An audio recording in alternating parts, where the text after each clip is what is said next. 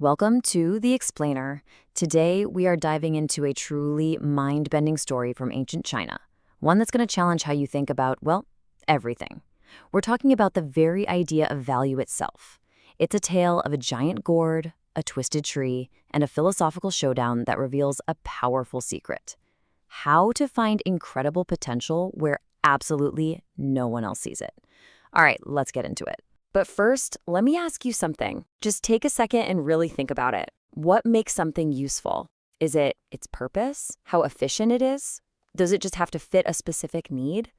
Whatever you're thinking, I want you to hold on to that answer, because we're about to see it get turned completely upside down. So, our story is all about two of the sharpest minds in ancient China.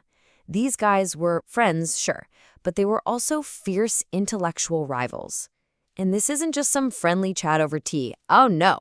This is a sword fight of words, a duel over the true nature of value itself. In one corner, we have Hui Shi. He's the ultimate pragmatist. For him, the world is pretty black and white.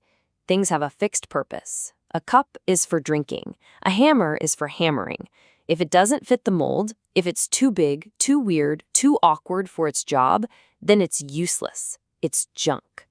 But in the other corner, we have the Taoist sage, Zhuangzi. He sees the world as totally fluid, just bursting with hidden potential. For him, usefulness isn't in the object, it's in the mind of the person looking at it. All right, so the debate begins. Hui Shi steps up, totally confident. He thinks he has an airtight case, Exhibit A, that will prove once and for all that some things are just plain useless. He's ready to back Zhuangzi into a corner with what seems like simple, undeniable logic. So Hui Shi tells this story about a massive gourd he grew. He says, "I tried to use it as a water container, but it was so huge and heavy I couldn't even lift it. So then I tried to cut it in half to make ladles, but they were way too shallow and clumsy to scoop up anything." To Hui Shi, the logic here is a no-brainer. It failed at the two things a gourd is supposed to do. Therefore, it was useless. So what did he do? He smashed it to pieces. Case closed, right? Well, not so fast.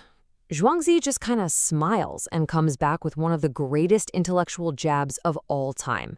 He basically says, the problem isn't the gourd. The problem, my friend, is your clumsy, narrow imagination. And to prove his point, Zhuangzi tells a little story of his own. So Zhuangzi talks about this family that has a secret recipe for a hand cream. It keeps their hands from getting chapped while they wash silk in cold water, and they make a few coins doing it. A pretty small, specific use. But then a stranger comes along, sees this cream, and his mind just explodes with a bigger idea. He buys the recipe for 100 pieces of gold. Now, does he go into the silk washing business? No way. He takes the recipe to a king whose navy is about to fight a huge battle in the middle of winter. The king gives the cream to his sailors. Their hands don't get chapped and stiff from the icy water, and they win the battle. And that stranger? He's rewarded with his own land and a title. And that's the whole point, right? The hand cream itself never changed. Not one bit. What changed was the context, the imagination. The value wasn't actually in the cream. It was in the vision of how to use it. And this is where Zhuangzi brings it all home. He turns back to Hui Shi and says, "You complained the gourd was too big to be a ladle? Why on earth didn't you see its size as its greatest asset? Why not think of it as a giant boat and use it to float freely down the rivers and lakes?" Wow.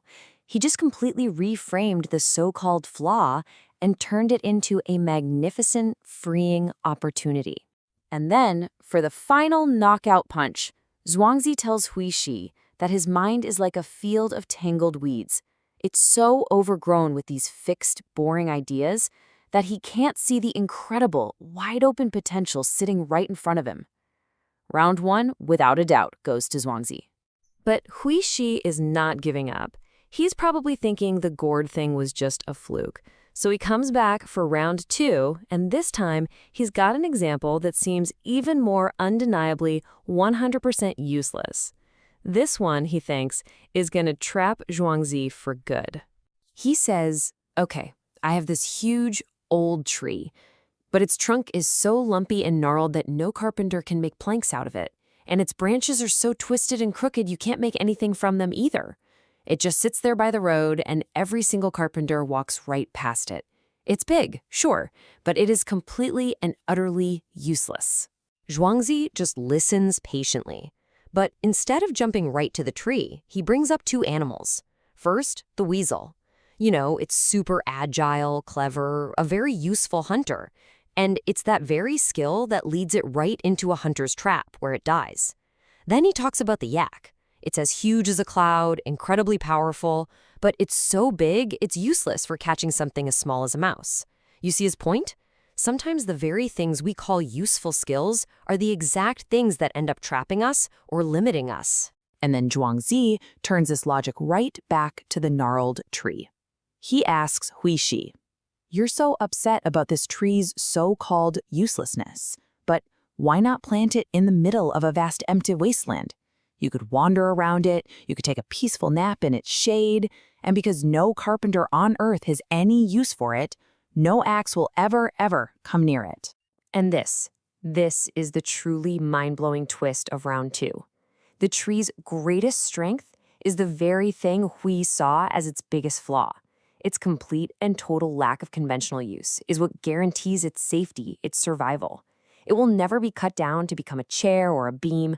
No. Instead, it gets to grow old and magnificent, providing shelter and peace for generations precisely because it is useless. So, after that philosophical masterclass, what's the final verdict? What is the profound lesson that Zhuangzi's victory teaches us? Well, it's a powerful concept we can call the utility of uselessness. Put simply, it's this idea that an object's true value isn't some fixed property that it has. It's something that we find by breaking ourselves out of our mental ruts. It's about shifting our perspective to discover completely new ways of looking at things, new contexts, and hidden potential that pretty much everyone else has missed. So what's the big takeaway from all this? First, and this is crucial, if you have a limited perspective like Hui Shi, you're only ever going to see limited value. Second, something that seems useless in one situation, like hand cream for a silk washer, can be literally priceless in another. Third, having the power to shift your viewpoint is having the power to turn a huge problem into a revolutionary opportunity. And finally, and this is the most radical idea of them all, sometimes being overlooked, being unconventional, being seen as useless by everyone else's standards is actually the greatest form of safety and freedom you can possibly have. And that brings us to the end of this explainer, but it leaves us with one final thought to chew on. Just look around your own life for a minute. What is your giant gourd? What is your gnarled tree? What skill, what idea, what object, or even what part of yourself have you written off as useless that might just be waiting for you to look at it from a completely different angle?